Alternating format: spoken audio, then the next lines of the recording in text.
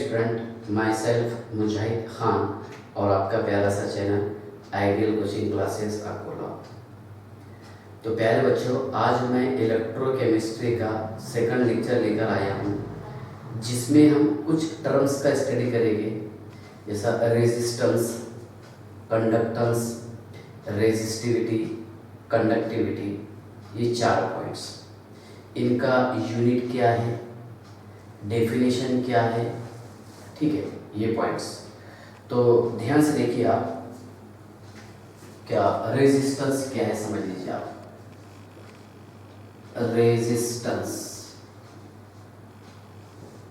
Resistance उसको बोलेंगे क्या, करंट को रोकने वाला, जो करंट को रोकता है ना। द ऑब्स्ट्रक्शन है ना, द ऑब्स्ट्रक्शन ऑफ a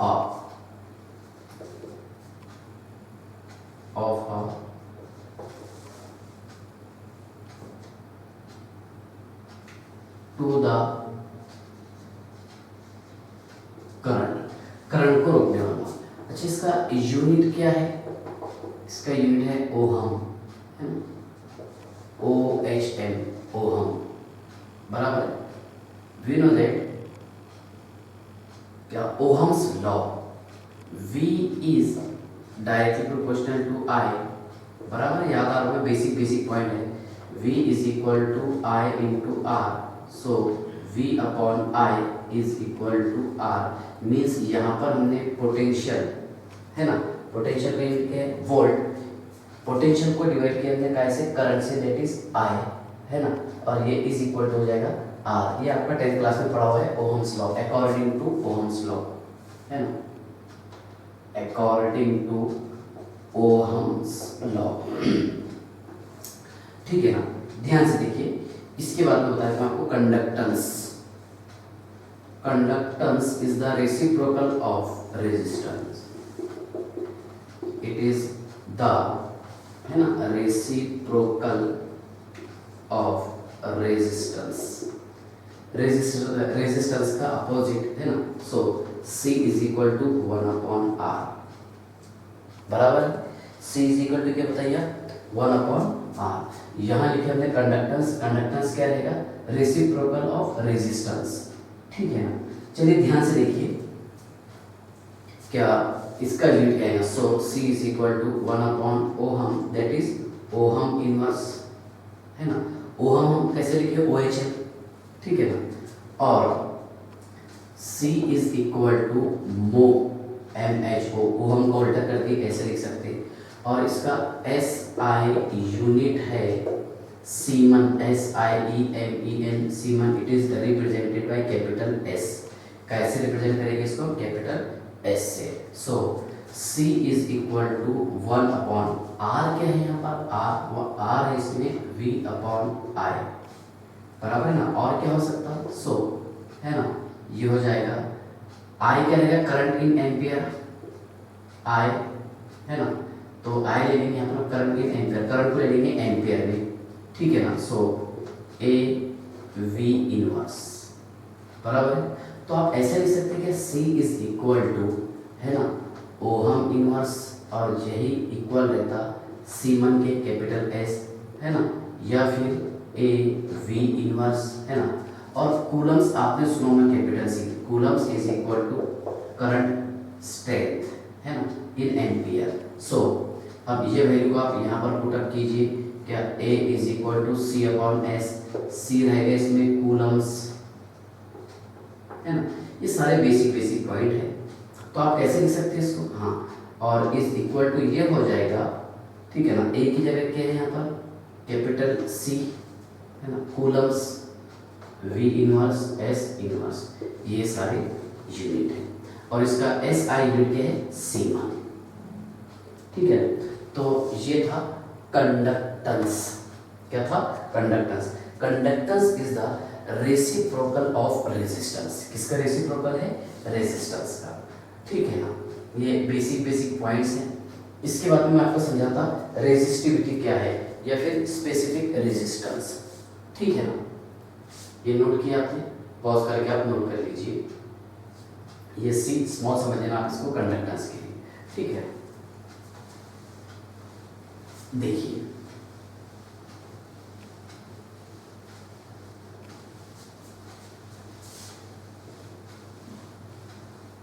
तो फर्स्ट पॉइंट बताया मैंने आपको रेजिस्टेंस, सेकंड क्या समझे हम, कंडक्टेंस। रेजिस्टेंस का यूनिट क्या है, ओहम, और कंडक्टेंस का क्या है, ओहम इनवर्स, क्योंकि कंडक्टेंस जो है ये रेसिप्रोकल है किसका, ओहम का, ठीक है ना। देखिए द रेजिस्टेंस ऑफ कंडक्टर, मान लीजिए आप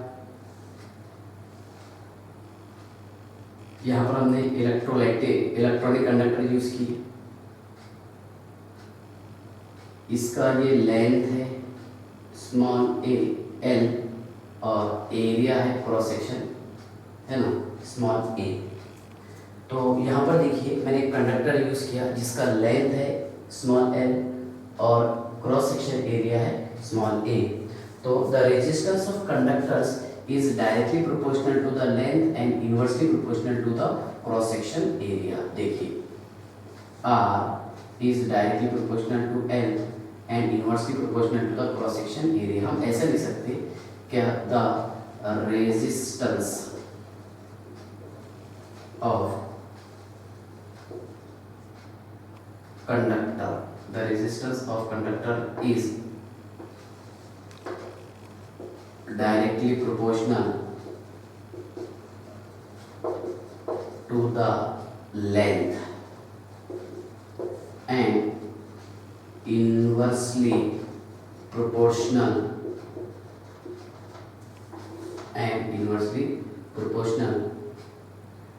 to the cross section area। बराबर है। अब देखिए आप रेजिस्टिविटी कैसे निकालेंगे हम, रेजिस्टिविटी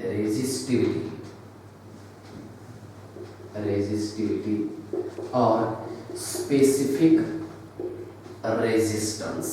रेजिस्टिविटी और स्पेसिफिक रेजिस्टेंस इसको हम रिप्रेजेंट करते हैं रो से, किससे, रो, ठीक है ना। ध्यान से देखिए क्या था, resistance of conductor is directly proportional to the length and inversely proportional to the cross section area. So R, अब मैं ये प्रोपोर्शनलिटी का साइन लगा करके रो लगा दिया इनटू, है ना, एल बाय ए, बराबर है। और आप कैसे लिख सकते हैं इसको, क्या, rho is equal to R into A upon L. A रहेगा इसमें 1 centimetre square, that is cross section area, और L रहेगा इसमें 1 centimetre, that is length, long, 1 centimetre long या फिर लेंथ उसकी लंबाई, है ना। तो ध्यान से देखिए आप कि rho is equal to R into L by A by L. तो इसका यूनिट क्या था, so rho is equal to ohm, है ना, इंटू यहाँ पर लेंथ कितना बता दें इसका, 1 सेंटीमीटर स्क्वायर, 1 सेंटीमीटर स्क्वायर, और ये कितना रहेगा 1 सेंटीमीटर, है ना। छोटे साइज का हमने यूज किया यहाँ पर, है कंडक्टिविटी से। तो इसमें रो इज इक्वल टू, है ना, क्या रहेगा, ओहम और सेंटीमीटर स्क्वायर 1 सेंटीमीटर, तो क्या हो जाएगा बताइए आप, so rho is equal to ohm centimetre, ठीक है, ये यूनिट है इसका, बराबर। यहाँ तक कि कुछ डाउट है क्या, पक्का। देखिए अब ये आ रहा कैसा, मान लीजिए यहाँ पर मैंने एक कंडक्टिविटी सेल यूज किया,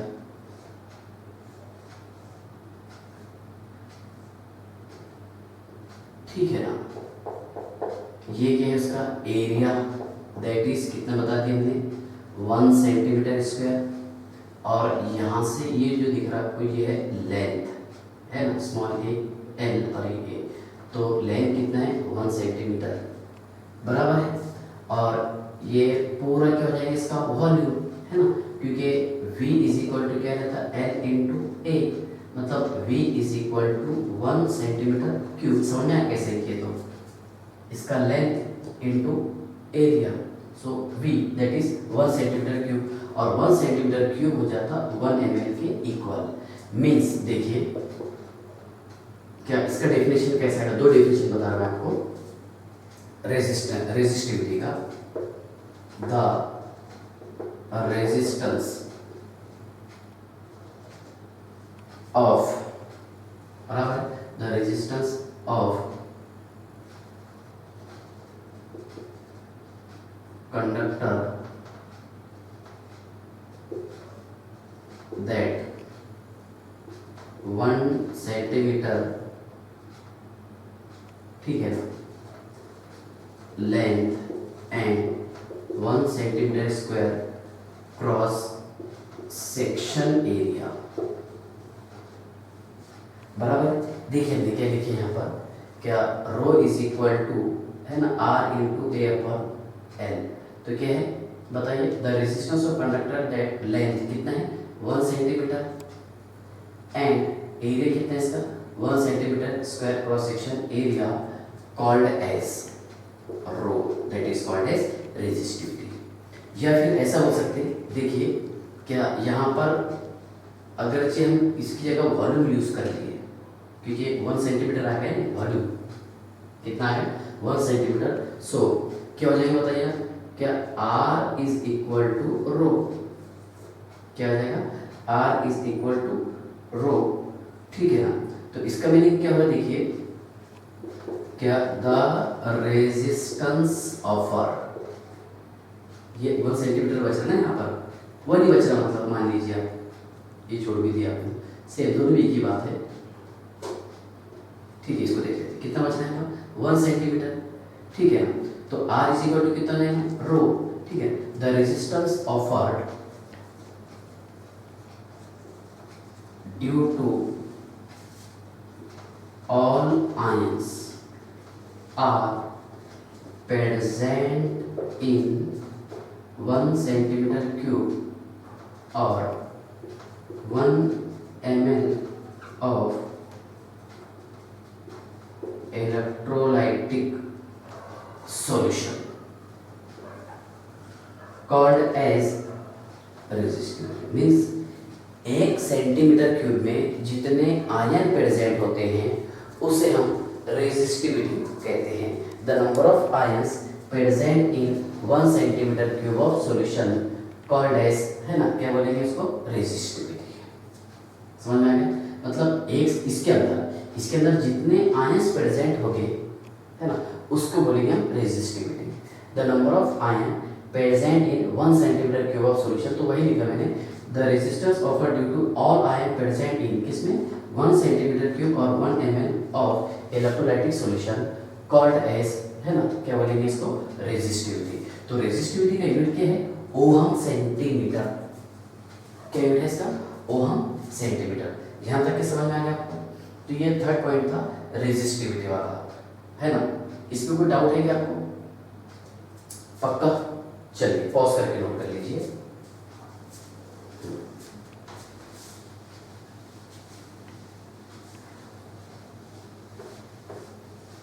छोटे छोटे बेसिक पॉइंट्स हैं।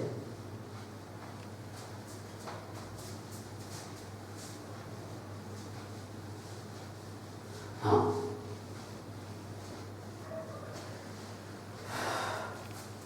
नेक्स्ट देखिए आप, सेल कांस्टेंट।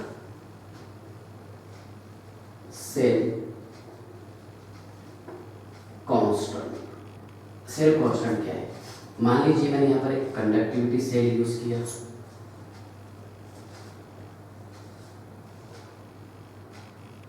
और इस कंडक्टिविटी सेल के अंदर मैंने इलेक्ट्रोड यूज किया, है ना। यहाँ से यहाँ इसका जो लेंथ है वह एक स्मॉल एल, और इसका जो एरिया दिख रहा है आपको क्रॉस सेक्शन एरिया, ये है स्मॉल ए, है ना। अब अगर आप यहाँ पर एक कंडक्टिविटी सेल यूज किए, कंडक्टिविटी सेल, है ना, तो इसका लेंथ और एरिया, इसको हम हलचल तो नहीं करने वाले, जितना है उतने रहेगा, लेंथ और क्रॉस सेक्शन में, मतलब ये कांस्टेंट रहेगा और इसी को बोलेंगे हम सेल कांस्टेंट। मतलब इसको रिप्रेजेंट करते हैं बी से, और B is equal to L upon A. तो इसका हाँ लेंथ कितना बताया मैंने आपको 1 सेंटीमीटर और cross section area 1 centimetre square.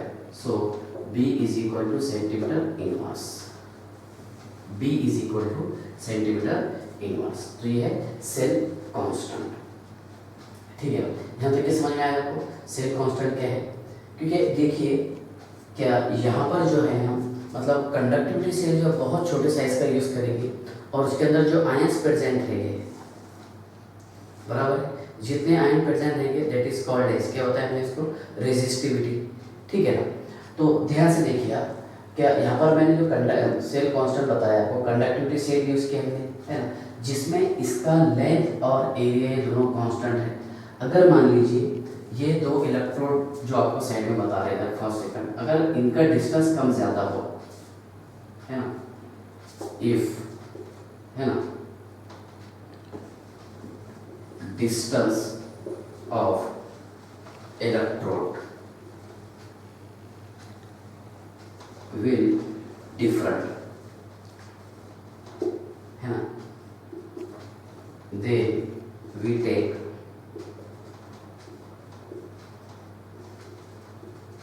common distance।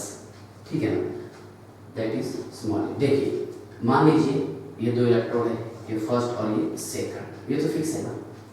अब यहाँ पर इसका क्रॉस सेक्शन एरिया आपको बता दिया, मान लीजिए 20, है ना, सेंटीमीटर स्क्वायर, और ये बता दिया आपको 10 सेंटीमीटर स्क्वायर।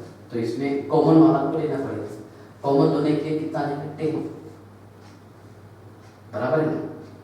समझ में आया सेल कांस्टेंट? बस फॉर्मूला याद रखने का, B is equal to L upon A. इसके बाद आप ध्यान से देखिए कंडक्टिविटी,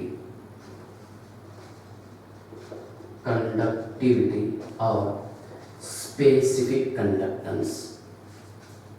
जैसा रेजिस्टिविटी था और स्पेसिफिक रेजिस्टेंस था, इसी कंडक्टिविटी एंड स्पेसिफिक, है ना, कंडक्टेंस,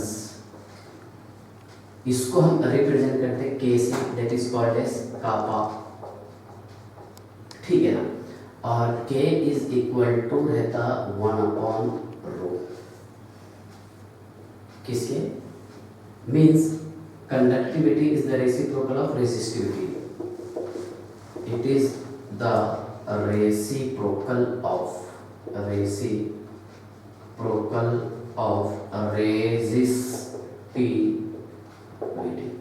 ये रेसिप्रोकल रहता है किसका, रेजिस्टिविटी का।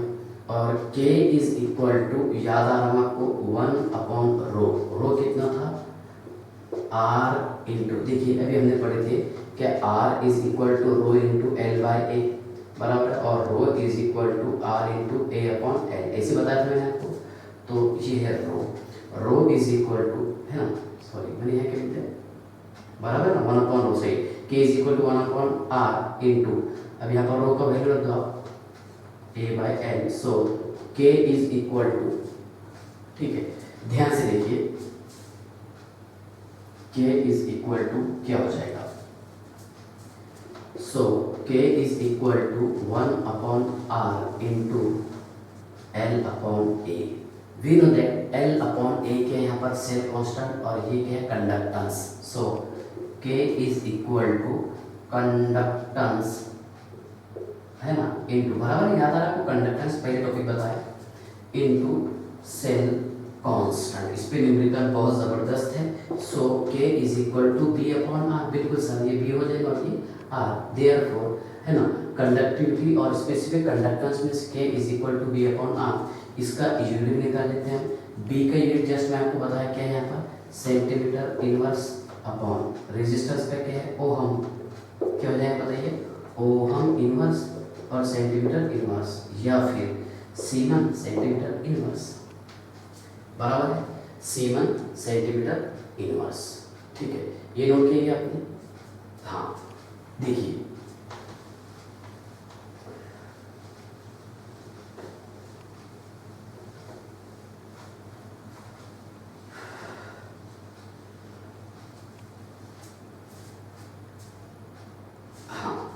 चलिए देखिए, अब ये कंडक्टेंस और conductivity, specific conductance. Conductivity means देखिए, the conductance due to all the ions present in 1 centimeter cube or 1 ml of solution। ये फिर इलेक्ट्रोलाइटिक सॉल्यूशन, देखिए इलेक्ट्रोलाइटिक कंडक्टेंस की बात करें, इलेक्ट्रोलाइटिक सॉल्यूशन कॉल्ड एज, क्या बोलेंगे इसको, कंडक्टिविटी। अब ये आपको समझाना पड़ेगा। देखिए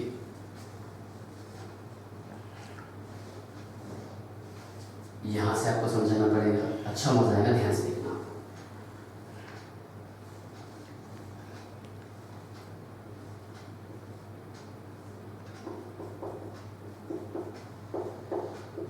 सेंटीमीटर स्क्वायर और ये लेंथ है 1 सेंटीमीटर, ये स्मॉल ए क्या रहेगा, एक, और ये लेंथ। ध्यान से देखिए, मान लीजिए मैंने छोटा सा क्यूब यूज किया और इसका जो लेंथ है वो है 1 सेंटीमीटर और इसका एरिया है 1 सेंटीमीटर स्क्वायर, बराबर है। तो वॉल्यूम कितना हो जाएगा, है ना, वॉल्यूम कितना हो जाएगा, L इंटू ए मीन्स क्या हो जाएगा, 1 centimetre into 1 centimetre square, so V is equal to 1 centimetre cube, बराबर है।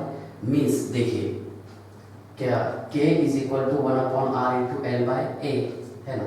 अब यहाँ पर ये कितना आ जा रहा सर, यहाँ पर 1 आ जा रहा, ठीक है ना, कितना आ रहा 1, ठीक है। So K is equal to 1 upon R, 1 upon R मतलब क्या है, कंडक्टेंस, ठीक है। The conductance due to the all ion present in 1 centimetre cube of solution और 1 ml इलेक्ट्रोलाइटिक सॉल्यूशन।